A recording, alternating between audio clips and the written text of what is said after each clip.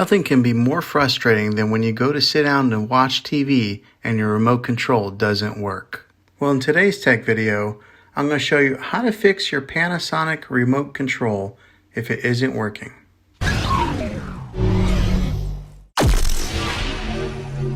We are going to try a few different methods to try and solve your problem and get it back up and working again.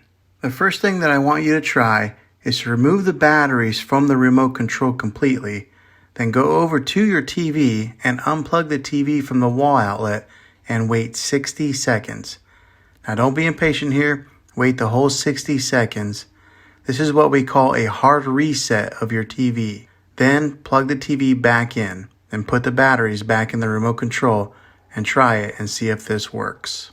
Hopefully that works. If not, let's go on to the next method. Take the batteries out of the remote control again, and as crazy as this sounds, go through and push every button on the remote control a few times.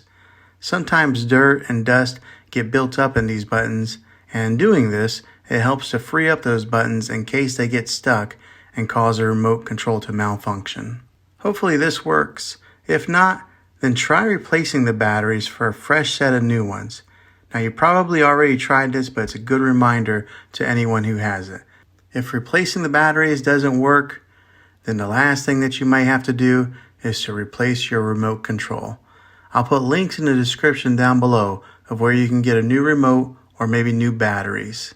Well, hopefully this video was helpful to you. If it was, go ahead and hit a thumbs up on this. Go ahead and subscribe to my channel. I make tech videos all the time, and I'd love to have you back in the next one. Take care.